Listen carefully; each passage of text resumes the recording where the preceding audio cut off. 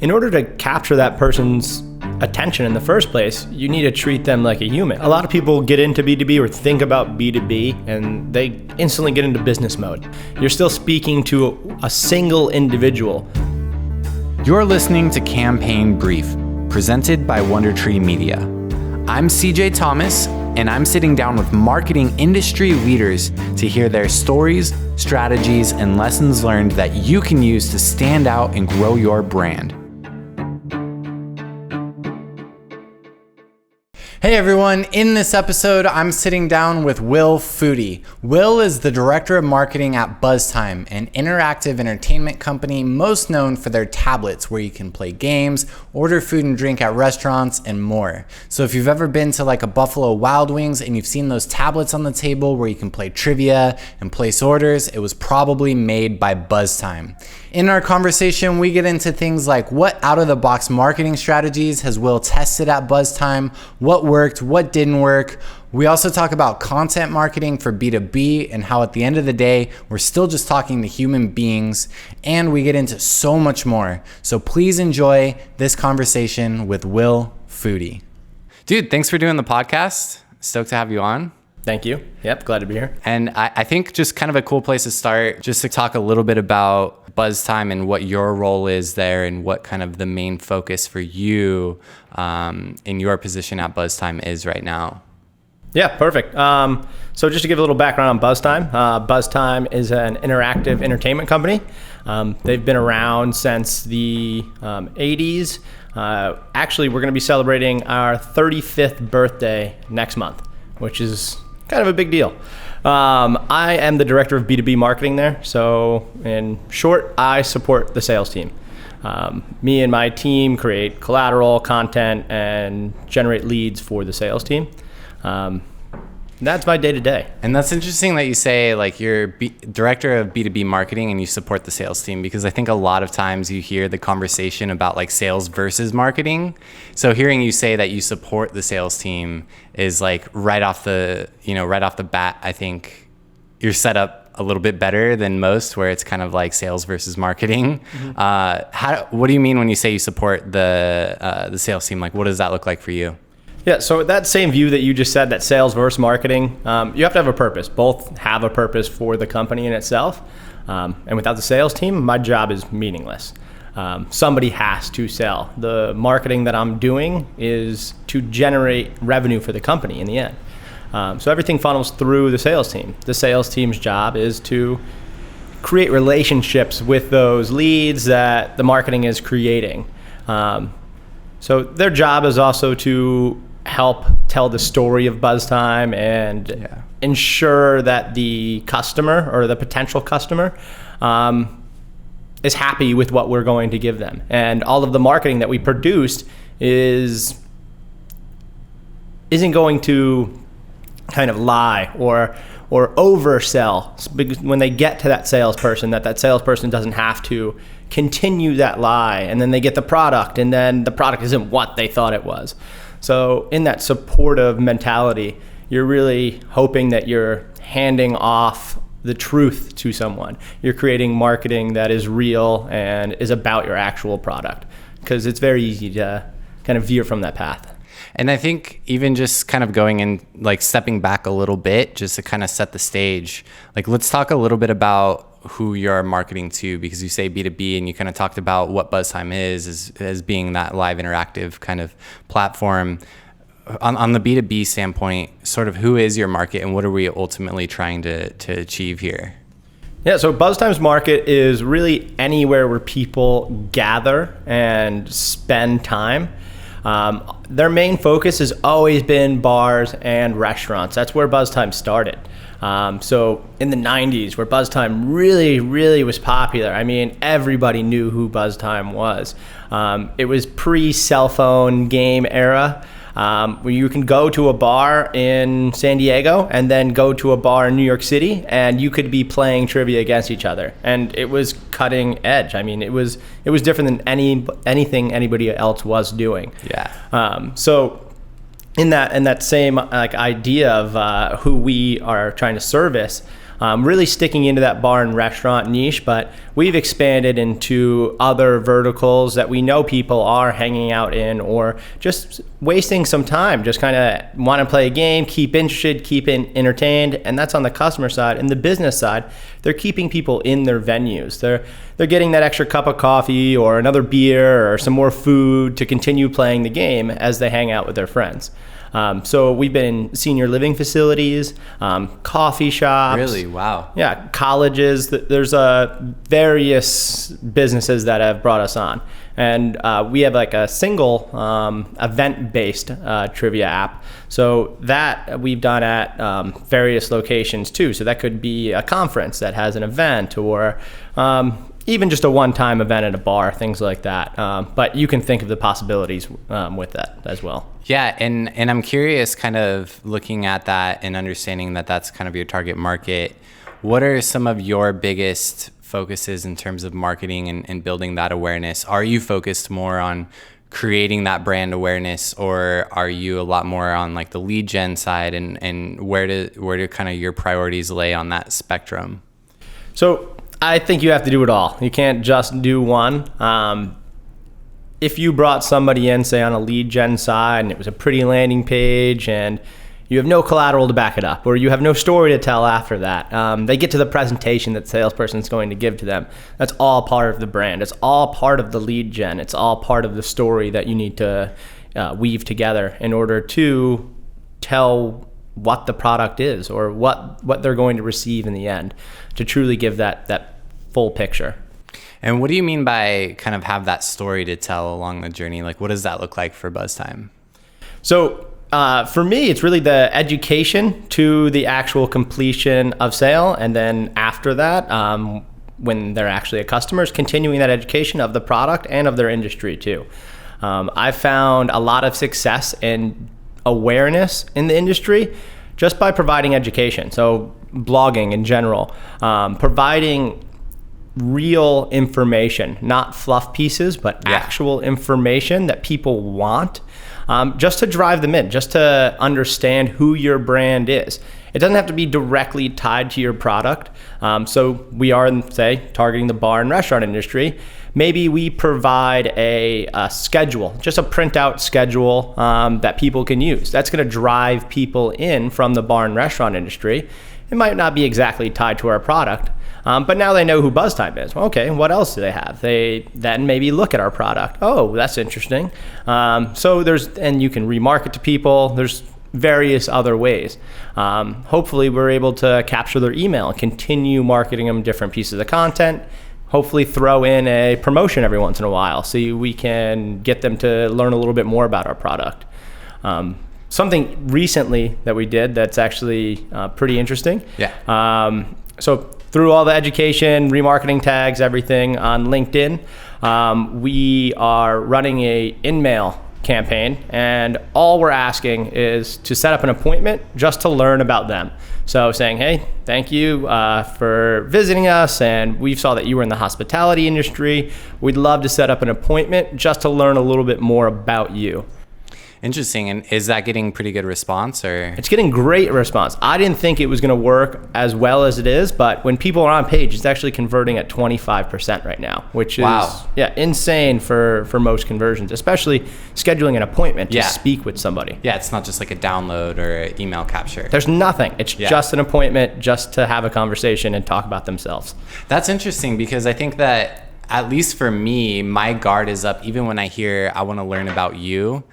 I interpret that as I want to learn about you so I can better craft my pitch to you, which, I mean, is always a little bit of a part of it, right? But I imagine that part of why it's working is because you're genuinely coming at it from like, hey, we understand if we know you better, we can serve you better.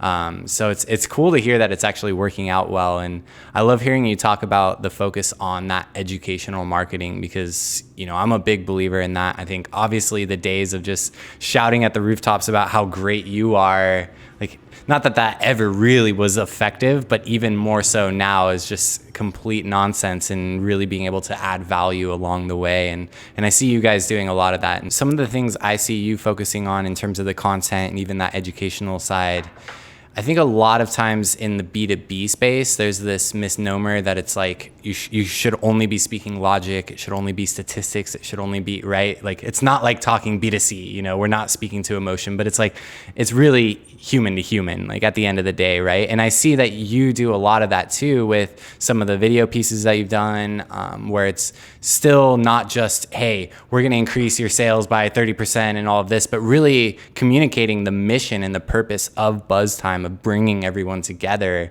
and seeing you take that approach to B2B is really interesting.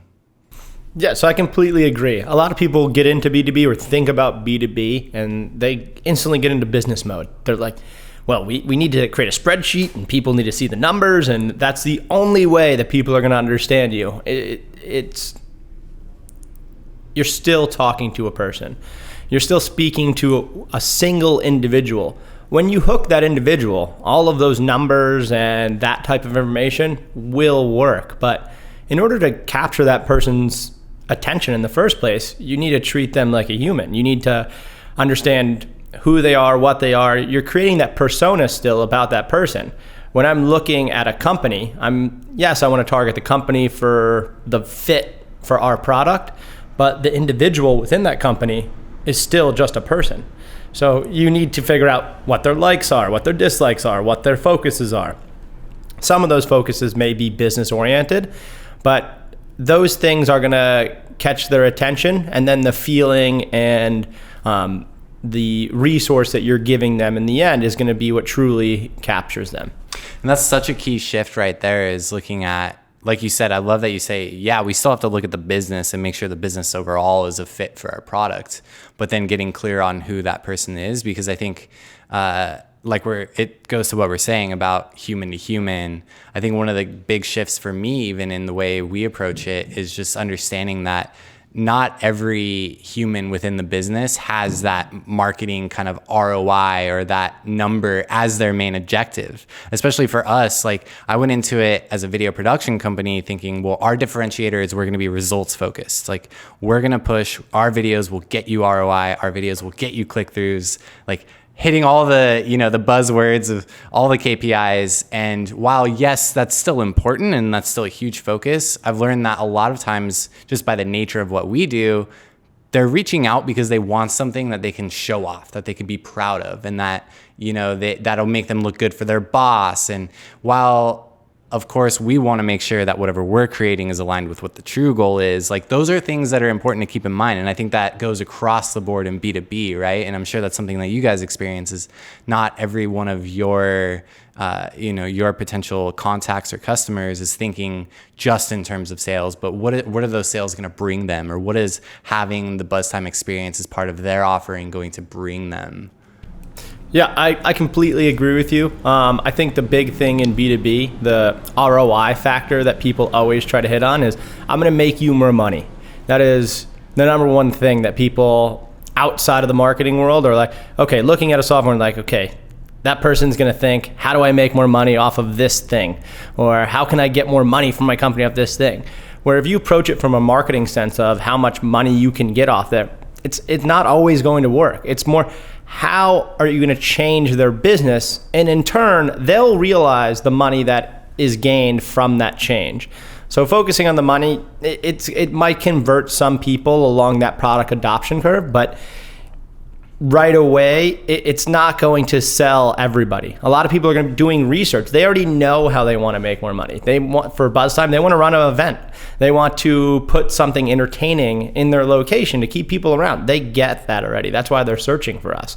Yeah. Us telling them that they're going to gain X amount of dollars off of our product isn't going to convert everybody, but telling them how entertaining our product is, how much time and effort that we put in creating the questions and the software, and how the tablets connect to each other and people can create profiles and all of that information, that's really going to sell them over doing something else, because they're like, wow, the effort that's putting into this product is worth the money that I'm going to spend, and I can see the value that I'm going to gain off of it.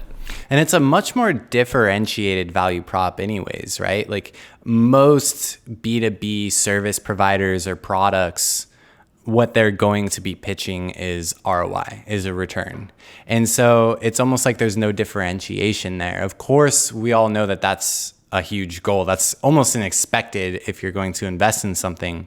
But if you can differentiate in the actual value prop of how you get there, leading with that is so much more compelling, at least to me. You know, you don't have to look far to get people who will tell you how they can make you more money. But when there's something that they're kind of pushing to achieve that actually resonates with, you know, my business or me as a person, I'm much more open to that. And so I think that goes to exactly what you're saying of starting with, well, how are you doing that? And what is the experience and the value added to your business beyond just the money, where the money comes later and the return comes later? Exactly. Yeah, I couldn't agree more.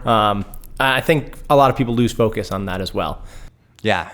And so kind of speaking of focus, I mean, when you look at creating this educational marketing essentially funnel or for every stage of the journey, how are you looking at, you know, creating pieces, of course, that might be better for generating awareness versus some content pieces might be even better for existing customers? You spoke earlier about leveraging, you know, customers that you already have, marketing past the sale. How are you kind of prioritizing and looking at that and saying, like, it's easy to look and say, well, there's 100 different types of content we can create for awareness, for consideration, for after the sale. How are you looking at that and saying, okay, here's where we really should be focusing? So there's a couple different things that go into that. And research. I mean, tons of research to understand what is actually being read and what will be useful. And over time, we found more useful content, and we've wrote tons of content that doesn't get viewed. But the great thing about the content that doesn't get viewed, it allows us to know what the industry isn't interested in, so we can focus our time and efforts on what they are interested in. But we do a lot of competitive research. There's tons of people in the, say, hospitality sector, but they're not all focused on the same thing we are. And there's companies much bigger than Buzztime, and there's companies even smaller that are writing great content too. And taking that time to see what is popular elsewhere, what's even popular in the news for the industry. So we're looking at things like that. And as far as education goes, like true education, we always find that timely things work very well too. Things surrounded by holidays, things that are coming up like tax season. So being timely, understanding what's going to be useful, that they actually can, tangible resources that they can use in their business, has been very good. And then on the other end of it is that evergreen content, understanding that whenever somebody reads it, so dealing with an angry customer, say, dealing with an angry customer today, tomorrow, next year, it's going to be pretty similar. It's not going to change that piece of content. We can really put time and effort into. And hopefully that we can write it well enough and they can actually use that as a resource as well. But getting back to the question of before and after, so all of that content I feel works for, say, top of the funnel, middle of the funnel, bottom of the funnel, and as a customer. And just the way that you distribute that content is really important. Understanding that when somebody becomes a customer, you still need to keep that relationship going. Especially in a business like Buzztime, where we're an MRR type of business, so we're looking at that revenue every single month off of someone. We want to keep that relationship strong. We care about our customers. We want them to also care about us and understand, oh, I would love to stay educated every once in a while, just in quick reads. We do quarterly emails to our customer base. Our account management team stays in touch with everybody. They share articles. We actually even spend money on advertisements to our customers just to keep that information, not about the product always, but just about just their industry, giving them those educational pieces of content just to stay in front of them. And I think that's a full funnel approach. And you're finding that that's really helpful in turning your customers into advocates as well, right? Exactly. And understanding that we can then reach out to those people that are engaging or are still a part of that funnel and ask for testimonials, get case studies, ask for referrals. So keeping that relationship strong does really help. Yeah, just in terms of looking at this education that you create, and I know you mentioned sort of the timely versus what would be evergreen. And one of the things that spurred in my mind is I just recently read this book called The Perennial Seller by Ryan Holiday. I don't know if you know Ryan Holiday, but really genius marketing guy, a lot of like great kind of growth hacking type stuff. He was the director of marketing for American Apparel, and then now he's just phenomenal author. But this book's basically about dissecting things that have stood the test of time. So whether it's TV shows, books, like any sort of created product that has stood the test of time, and what is it that makes that versus something that kind of fades over time. And kind of hearing what you said about the example of an angry customer, how that's something that you will always be facing. You know, we wouldn't, in a perfect world, we wouldn't have that, but it happens, and it always happens to everyone, and that will likely never go away as long as humans are a part of the equation. And so it kind of spurred that thought, because in this book, he talks about even the difference between Seinfeld and Friends, and why Seinfeld will probably always be referred to, like quoted. You hear Seinfeld all the time, and Friends was obviously a very popular show, but over time kind of Friends starts to like fizzle in the background because it's very like relevant to the time period that Friends was in, whereas Seinfeld plays on those kind of human quirks and those quirks of daily life that we continue to experience. And so it kind of like sparked that thought in my mind. Yeah, I think that focus is great, and it's always hard to step back and understand what that piece of content or what that topic is, that it is going to stand that test of time, and what is either relevant now and will still be relevant in the future. And I think that all comes from just sharing and testing and trying again and again until you get it right. Because you're going to write 10 pieces of content that you think are evergreen, that you think are going to be the best piece of content that you've ever put out there, and they all fail. But you'll find that one piece of content that you're like, I did not realize that people were going to care so much about this thing. This was bottom of the barrel content to me, and it ended up being the best piece that we've had. You'll get that every once in a while. And we have different methods of testing it too. We've started a Facebook group, and the Facebook group is unbranded. It's not for a business push, and we post content in there. We get ideas from the group. We post weekly questions in there to get topics from them. The group has actually grown to, I think it's about 2,100 people now. Mm-hmm. And we're just using it to kind of be a part of the industry, provide content to the industry, hear from the industry. The industry is active in it as well. So we're able to look at what they're talking about and what they care about, and then make content that is actually relevant to things that they want. That's so smart. And I mean, that just goes to how it would be insane today to not take advantage of, you know, social media as part of gathering that data and listening to what your market wants, right? This 2,100 person Facebook group that you have is leaps and bounds ahead of the 10 person focus group that you may have had 30 years ago, you know, and just going in and getting their real time feedback. So that's really cool. What sort of, I guess just out of curiosity for someone who might be interested in trying that strategy, what's the incentive to be in that group? Is it just you get kind of additional content that might not be out as you're sort of like a beta group, or what is kind of the incentive to be in that group? So just to be part of industry talk. As I said, it's unbranded. We didn't want to place our brand on it. People wouldn't want to join something and share their ideas and on something that is Buzztime. They will feel like they're being sold to. So without doing that, we made a group that just brought together professionals just to talk to each other, share ideas, and we are able to invite users to a Facebook group by email.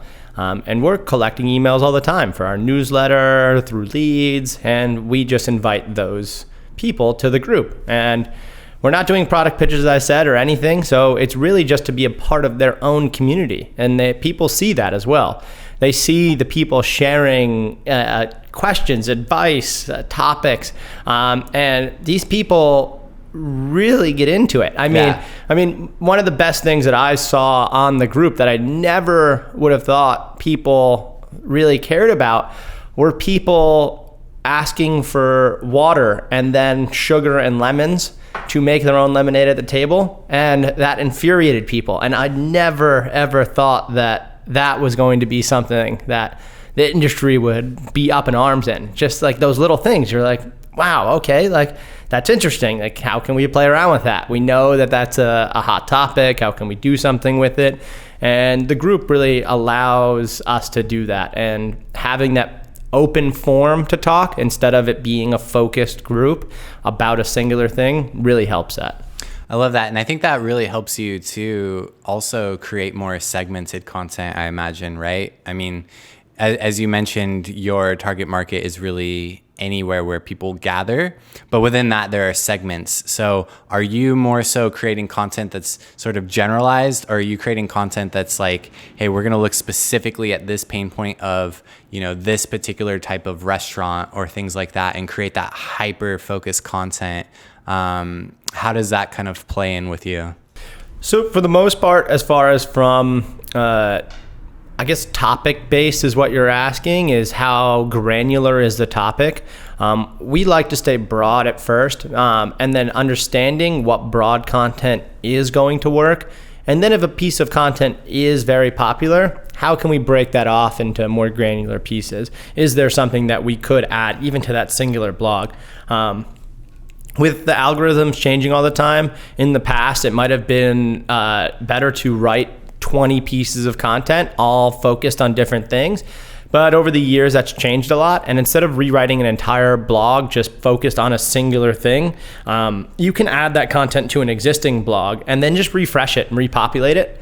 And you're going to get a lot more traction in that way than you are starting brand new with a piece of content. So I think updating old content with ideas is more beneficial on that topic. Instead of getting hyper focused, just take your existing content and then fill in the gaps that you missed. Right. So you're seeing what works first and then saying like, okay, let's leverage this to get a little bit more kind of focused in. Shifting gears a little bit, I think one of the things that's interesting about your position is just kind of at Buzztime is it seems to me like you kind of have your hands in both worlds of kind of online as well as, brick and mortar, offline location.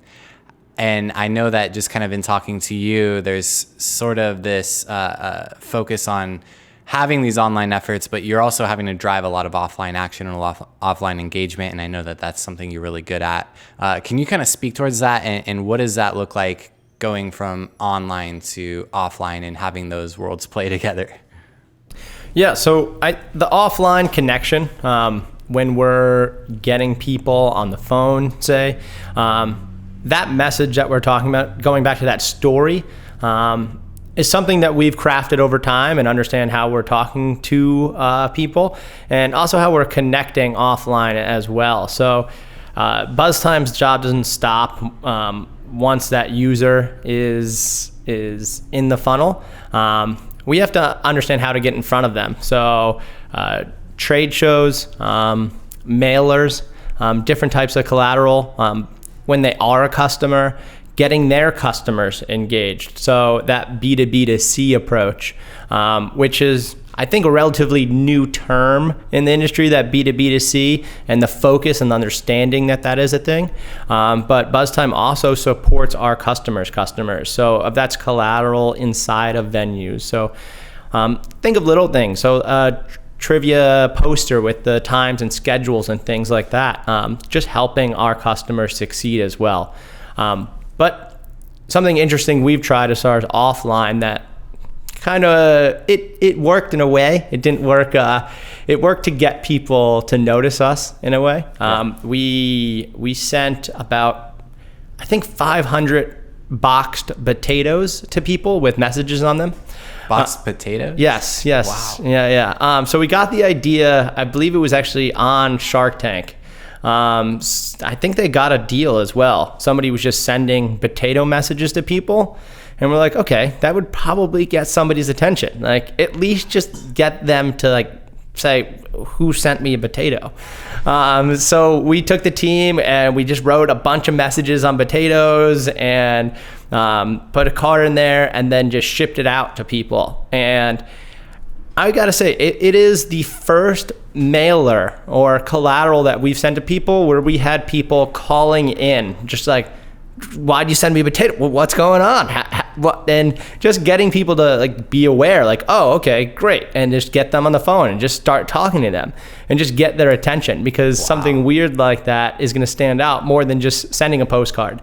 So something like that as an offline effort might seem like outside of the box and crazy, and why would you do that? But I mean, you need to get somebody's attention somehow, and digital's not always going to be that play. Not everybody's going to be searching. Not everybody's going to be aware of who you are by that education, or even by paid media, direct keywords or display ads. Just not everybody goes online. So something weird like that. How did that idea come about? Like, I'm so curious. Just I know you said you saw it on Shark Tank, but like the original idea, like who decided, you know what, we need to get our name out there. Let's just box up a bunch of potatoes and shoot it out and see what happens. Yeah, no idea. I couldn't even start. I mean, it had to be a couple drunk friends just sitting in a bar, just being like, great business idea. We're sending potatoes. Wasn't there an ad? I want to say, I think it was a potato. It was Cards Against Humanity had their Super Bowl ad. I think it was last year or the year before. And it was literally like a potato with like a flag sign stuck in it. And I can't remember what it said, like what the messaging was. But I saw that it got a ton of press. It wasn't exactly positive press. It kind of was like saying, well, this was a flop, but it got a lot of press. And I remember, and it worked, I guess, because this made me think about that immediately. I'm like, didn't Cards Against, like, I could have swore there was like a potato Super Bowl commercial for them. So in that fact, you never know what's going to work. And I like to try new things. And I always say, just if it's not going to hurt your brand or your focus or anything about who you are, go for it. Like, if it's going to get in contact with the right people, and you're going to hopefully have a measured response out of it. So like the potato thing, our response, what we wanted is just to get in contact with people. And that was a success. We did get in contact with people. People were even getting in contact with us. So it's all what your expectations are, and making those trackable goals, I think. Yeah. And understanding that not everything needs to be a home run. You don't need to do one thing and then expect to gain X amount of customers from that thing. Just having someone speak to you sometime can be the goal. Just getting that awareness can be that goal. I think with a lot of people in digital, or that digital is becoming so popular, and that direct response of just instant sale from here, keyword to sale and done. A lot of people get stuck in that mindset of you need to spend money to make money, and that's the only way that it works. You cannot work on awareness or relationships. But when you do those things, it should be in addition to those direct sales where you're making the money, but you have to continually evolve. You have to try new things. You can't just get stuck into one little corner and say, oh, how do I grow? I can't get any more direct sales. And I think that's one of the things that we talk about a lot here too, is just that focus on direct response versus brand, and how sometimes it seems like the two worlds can be conflicting, to where, you know, if you go in with a direct response mindset, it's like, well, what's that immediate ROI of focusing on brand, of long-term awareness? And sometimes it seems like what might work best for direct response isn't always best for the long-term brand. And I think what you said just a minute ago about even the potato strategy is like, try to see what works as long as it's in line with your brand and you're not getting outside of that. And I think sometimes like what does seem to be working at the time for direct response, the big red arrow and the white letters or things like that, doesn't always mean that it's going to contribute to the long-term brand value. And what happens when algorithms change, right? Then all of a sudden what's working is no longer working, and you don't have a strong brand with a strong reputation to pull you through that, right? So I think it's interesting to hear you talk about that, because that's so relevant right now as we've seen this marketing focus like really get narrowed in on the direct response world, and kind of hearing you talk about the brand awareness side. Yeah, I agree. And especially you touched upon algorithms. I feel if you stay true to yourself and you follow the rules, every time that algorithm changes, your site's not going to be dinged. You see all these people taking these gray hat tactics where they're like, I'm not really going into the black hat world. I'm walking the fine line. And then the algorithm changes and their site crashes and they're like, well, I was following the rules. And you know that you weren't following the rules at some point. You were doing something to try to get over on somebody. And Google is a huge company. I think they make 300 to 500 algorithm changes a year, and a tiny algorithm can change. And if you're trying to game the system, that can ruin all of your efforts.